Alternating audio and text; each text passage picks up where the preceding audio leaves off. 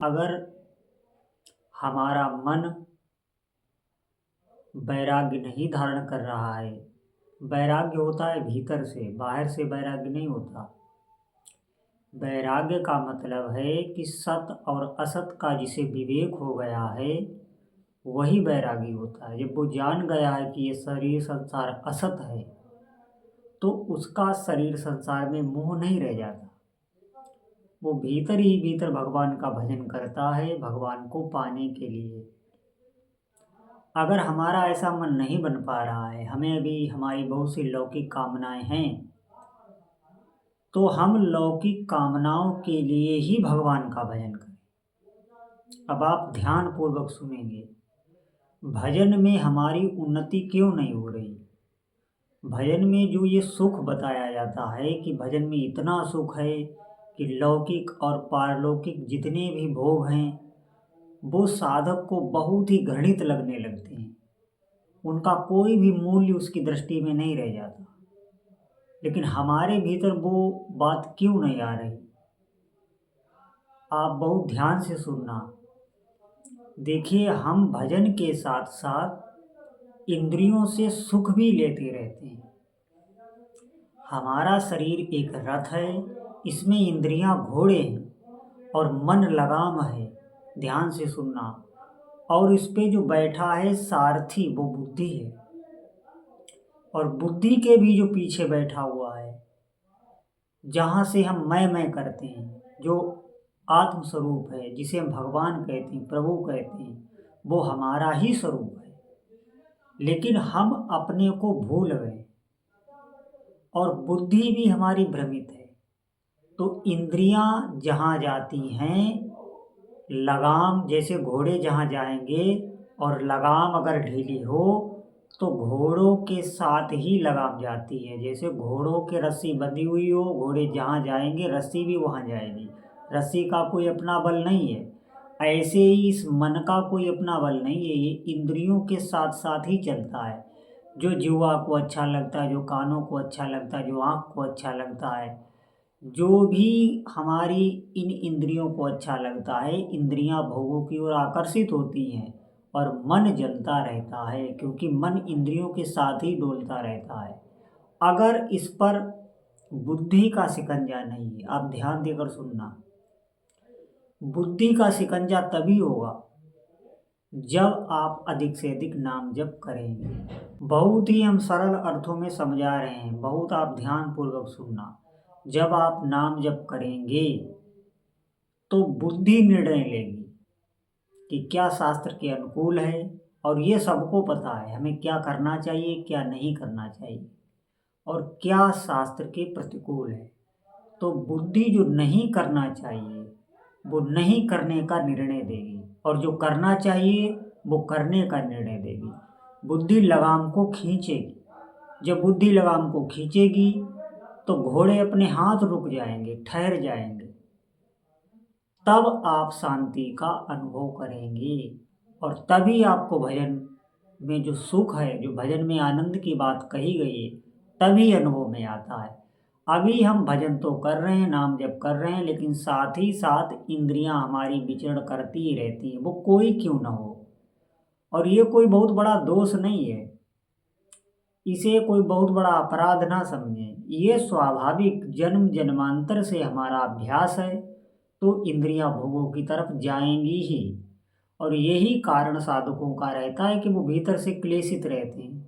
आप देखना, अधिकतर साधक कहते हैं हाँ भजन तो करते हैं लेकिन अभी वो रस नहीं मिला, अभी भजन में आनंद नहीं आ रहा, अभी हमारी कोई कामना नहीं पूरी हो रही, कोई अनुभव नहीं हो रहा हमको, इसीलिए वो उनका भजन शिथिल पड़ने लगता है। आप ध्यान देकर सुनना, हम भजन को इतना बढ़ाएं कि हमारी बुद्धि सत और असत का विवेक करने लगे।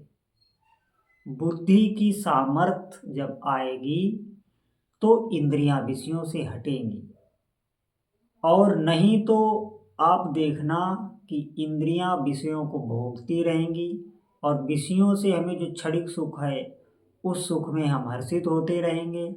तो भजन का जो सुख है वो आपको अनुभव में नहीं आएगा।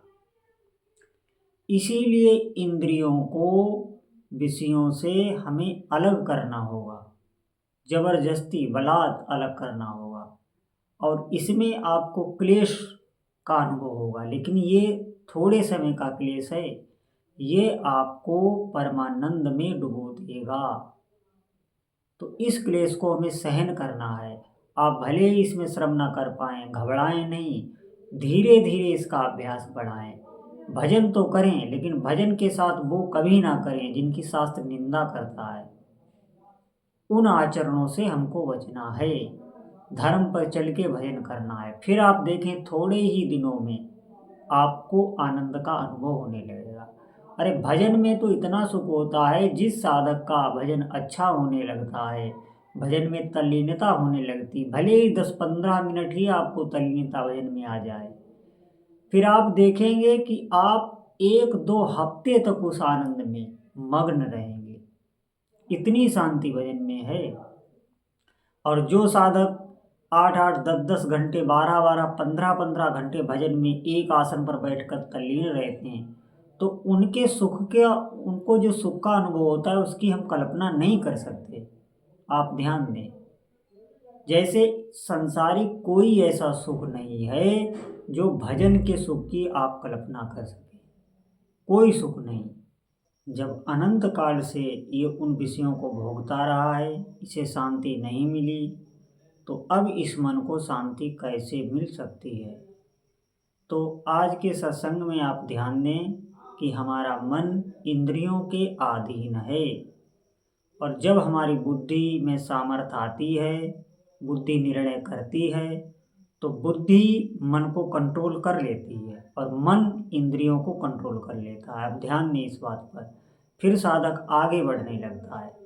तो हमें अधिक से अधिक भजन करना है। भले ही हम विषयों में रत हों, विषयों की तरफ हम विषय नहीं छोड़ सकते, क्योंकि विषय के बगैर जीवन नहीं चल सकता, लेकिन हमें भीतर ही भीतर प्रभु से प्रार्थना करनी है। अगर हम इंद्रिय पर संयम नहीं कर पा रहे हैं, विषयों से इंद्रियों को नहीं हटा पा रहे हैं, विवश हैं, तो हमें प्रभु से प्रार्थना करनी चाहिए। फिर एक ही उपाय बचता है कि अपने इष्ट देव से पुकार करो, उनके आगे रो। बार बार पुकार करने से, प्रार्थना करने से फिर आपको प्रभु ऐसी सामर्थ्य देंगे कि आपकी इंद्रियां निर्विषय होने लगेंगी, आपको भजन का सुख अनुभव होने लगेगा।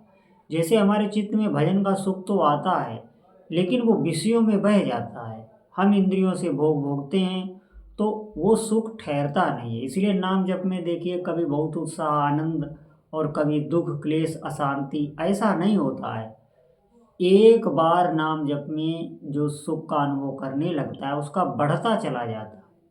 बस साधक को प्रारंभ में सावधानी ये रखनी पड़ती है कि इंद्रियों से भोग वो ऐसे अशास्त्रीय आचरण ना करे जिनकी शास्त्रों ने निंदा की है, जो अपराध हैं उनको वो ना करे, और अधिक से अधिक नाम जप करे, दृढ़ता से करे, एकांत में भी करे, सब कार्य करते हुए करे। उसे अभ्यास करना है, जीव से लगातार अभ्यास करना है, तो उसका आत्मबल बढ़ता चला जाएगा। आप ध्यान दें, और इस पर यही कारण है कि हम साधन नहीं करते। भजन पर तो जोर देते हैं, लेकिन साधन जो इंद्रियों को साधा जाता है, इस पर हमारा इतना जोर नहीं रहता, और यही भूल होती है।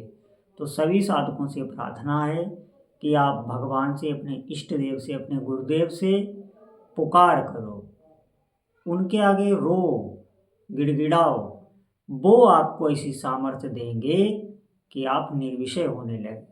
फिर आपको इसी भजन में आनंद आने लगेगा।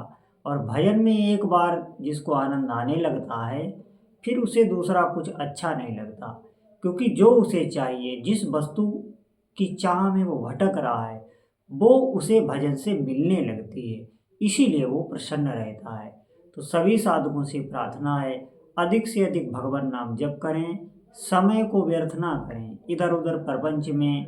समय को निकाल के फिर भजन करें। कोई कार्य है, उस कार्य को पूर्ण करके, कार्य करते हुए भी करें, और कार्य को पूर्ण करके भी अधिक भगवान नाम जप करें। बोलो जय जय श्री सीताराम।